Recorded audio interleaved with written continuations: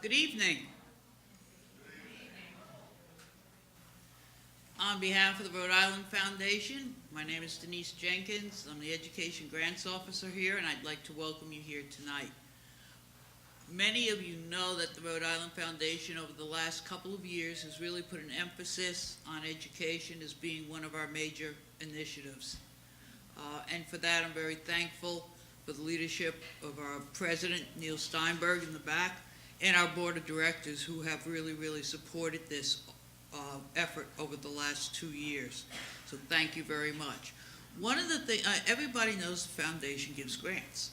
And when people call us, that's usually what they first want, is a grant. And I don't blame them. I was on the other side for many years.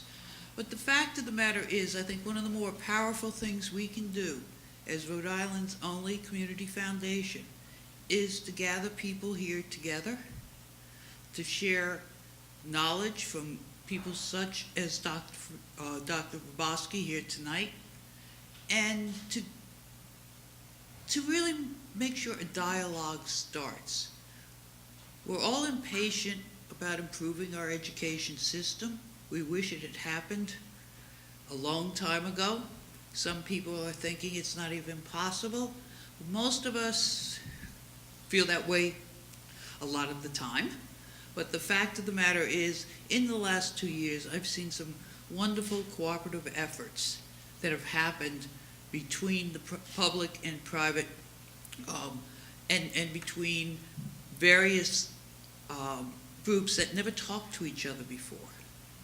For instance, teachers' unions now working with the Department of Education, and the City of Providence considering working with the union together to form an education management organization. These things are very important, and that's the way we're going to improve education, is through complete cooperation. Nobody can do it on their own. So we're here to support those efforts in any way we can. And again, one of the ways I really feel that we can do the best is to invite people here. Let's talk about it. Let's hear from some experts. So again, I want to welcome you all here tonight. I would like to introduce Ruth Simmons from the Annenberg Institute, who will then introduce our speaker. Warren?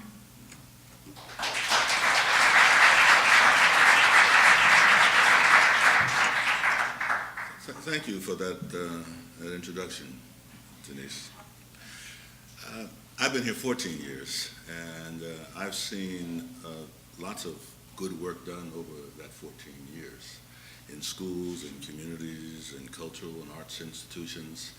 I think the obstacle that we have to overcome in sustaining that work and taking it to scale is strengthening cross-sector partnerships. And in essence, this occasional speaker series is an effort to bring people from business, higher education, the community education, unions, families, and young people together to create a shared vision, stimulated by a person with expertise. I hesitate to call any of us experts. If we were experts, we wouldn't have the kinds of challenges we have in front of us. The topic for today's conversation is about increasing the access and success of minorities in science, technology, and engineering. And I have the privilege of introducing as our conversation catalyst, Dr. Freeman Rabowski III. I'll call him Freeman, not out of respect, but out of the close relationship to his work that I've had over the years. He served as the president of the University of Maryland, Baltimore County since 1992. His research and publications focus on science and math education with special emphasis on minority participation and performance. He's chaired the National Academies Committee that recently produced a report expanding underrepresented minority participation, America's science and technology talent at the crossroads. In 2008, he was named one of America's best leaders by U.S. News and World Report, which in 2009, 2010, and 2011 ranked UMBC the #1 up-and-coming university in the nation. I hesitate to read this next sentence, but I'm going to do it anyway. In 2011, he received both the it says that in 2011, U.S. News also ranked UMBC 4th nationally for best undergraduate teaching, tied with Yale, and immediately before Brown and Stanford. I should have deleted that. Hopefully that will not be reported to my boss, Ruth Simmons. He received both the TIAA Kreff Theodore Hesberg Award for Leadership and Excellence and the Carnegie Corporation of New York's Academic Leadership Award. He served as a consultant to the National Science Foundation, the National Institutes of Health, and national academies and universities and school systems nationally. He's on the board of the Alfred Sloan Foundation, the Francis Merrick Foundation, and the Marguerite Casey Foundation.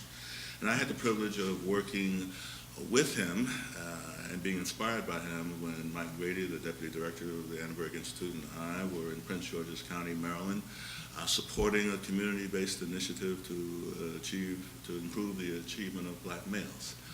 Something we apparently are still challenged with, because that work began in, when was that, Mike? 1989 to 92?